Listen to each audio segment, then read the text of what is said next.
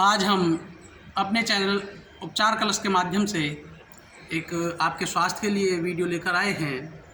तो वीडियो में आगे बढ़ने से पहले आप हमारे चैनल को सब्सक्राइब करें, लाइक, शेयर और कमेंट भी करें ताकि हमें आपका प्रोत्साहन मिलता रहे और हम भविष्य में भी आपके स्वास्थ्य से संबंधित वीडियो लाते रहें।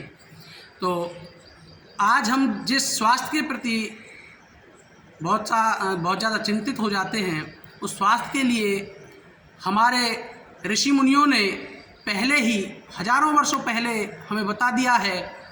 सुश्रुत संहिता के अनुसार आचार्य सुश्रुत ने क्या कहा है, समादोषः समाग्निश्च समधातु मलः क्रिया प्रसन्न आत्मेन्द्रिय मनः स्वास्थ्य इत्यभिधीयते।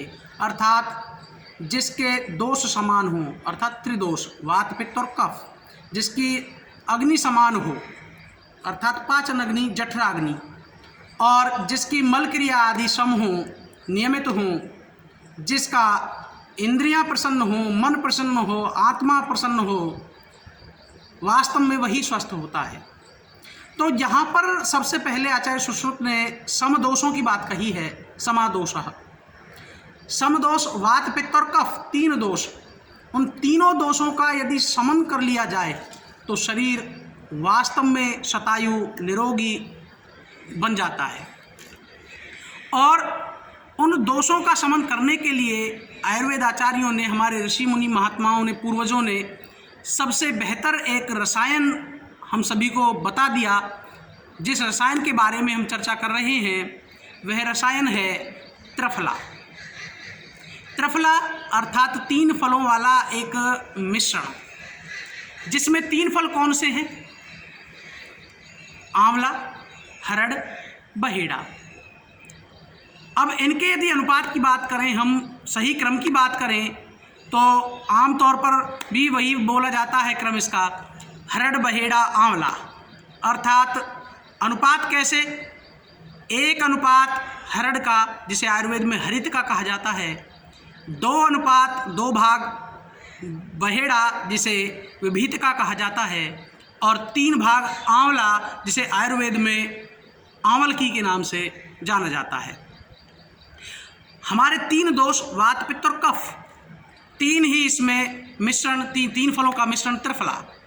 अब इसमें क्या कहा है, जो हरड़ है, आयुर्वेद के अनुसार हरड़ को माता की संज्ञा, आंवला को पिता की संज्ञा और विभीत का अर्थात बहेड़े को एक सखा की संज्ञा दी गई है। जिस प्रकार माता, पिता और सखा अपनी संतान के सदैव हितकारी होते हैं, सदैव उसके लिए लाभ की और हित की बात सोचते हैं, करते हैं, वैसे ही हरड़, बहेड़ा और आंवला का यह मिश्रण अर्थात त्रिफला शरीर में 100% लाभदायक है। और हमारे ऋषि मुनियों ने, हमारे पूर्वजों ने हमें त्रिफला के ऐसे गुण, ऐसे लाभ हमें दे दिए कि हम आजकल की जो लाइफ स्टाइल जीते हैं, आजकल का जो हम खान पान करते हैं, जिससे हमारा पाचन क्रिया जो है, हमारा पेट गड़बड़ा जाता है, हमारे दोष कुपित हो जाते हैं, उनको सम करने के लिए हरड़, बहेड़ा, आंवला का यह मिश्रण त्रिफला रसायन जो है इतना कारगर है कि हम इसका सेवन नियमित रूप से यदि करें तो हमारे बहुत सारे रोग, जो आम प्रचलन में रोग हैं, वह रोग भी शमन हो जाता है उन रोगों का। जैसे कुछ सरल या आम जीवन के हम रोग करते हैं, जिनमें आमतौर पर हम त्रिफला का इस्तेमाल करते हैं। जैसे सबसे पहले हम कब्ज जो रोग है, कॉन्स्टिपेशन, जठराग्नि मंद पड़ जाना, आंतों में मल जम जाना, जिससे हमारा पाचन तंत्र गड़बड़ा जाता है, वात पित्त कफ, हमारे दोष गड़बड़ हो जाते हैं, असंतुलित हो जाते हैं और शरीर में रोगोत्पत्ति हो जाती है।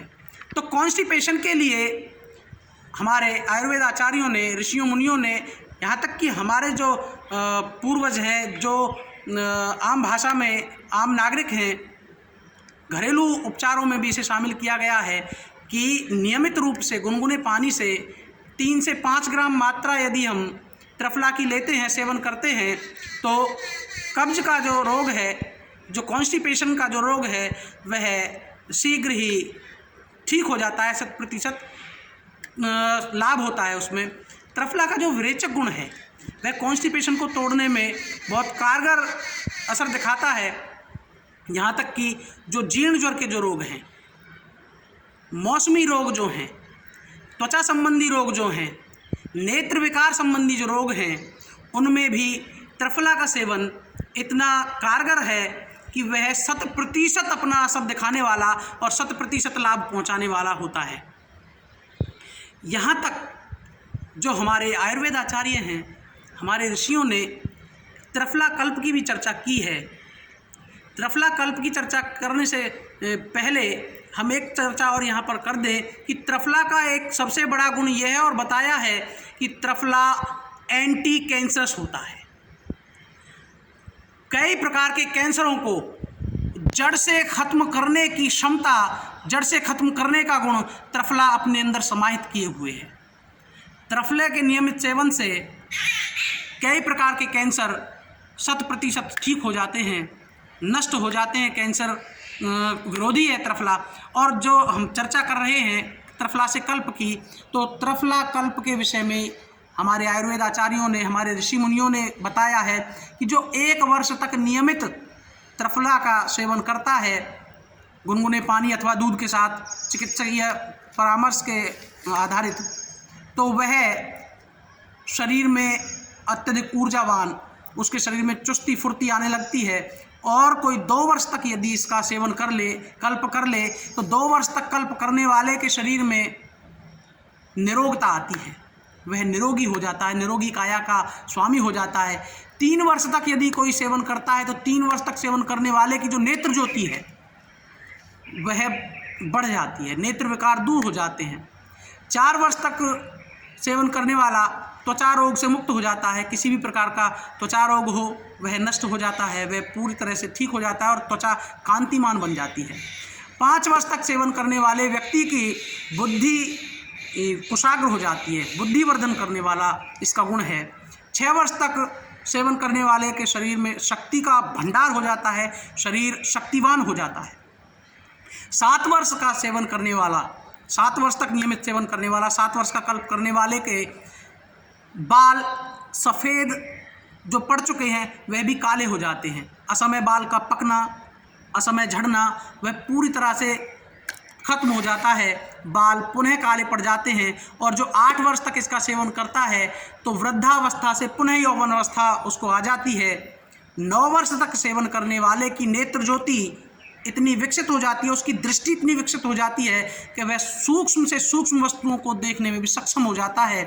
और 10 वर्ष तक नियमित इसका सेवन करने वाला, 10 वर्ष तक त्रिफला कल्प करने वाले के एक कंठ में मानो माँ सरस्वती का साक्षात वास हो जाता है, वह पूरी तरह से सर्वज्ञ हो जाता है 10 वर्ष तक सेवन करने वाला। तो दोस्तों, त्रिफला का जो इतना अद्भुत ये गुण, इसकी इतनी विशेषताएं हमारे आयुर्वेद आचार्यों ने बताई हैं कि जिन्हें गिनवाना इस वीडियो में या एक कम समय में इसके लाभ, इसके गुणों को बता पाना संभव नहीं होगा। हाँ, इसके साथ में कुछ सावधानियां भी हैं।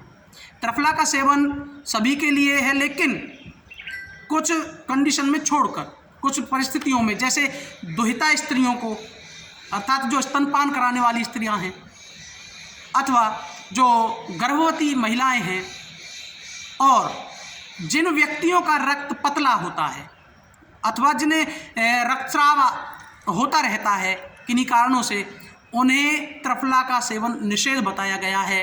वे केवल और केवल कुछ विशेष परिस्थितियों में, वो भी चिकित्सीय परामर्श पर ही त्रिफला का सेवन करें, अन्यथा दुहिता स्त्री, गर्भवती महिला और पतले रक्त वालों के लिए त्रिफला का सेवन निषेध बताया है।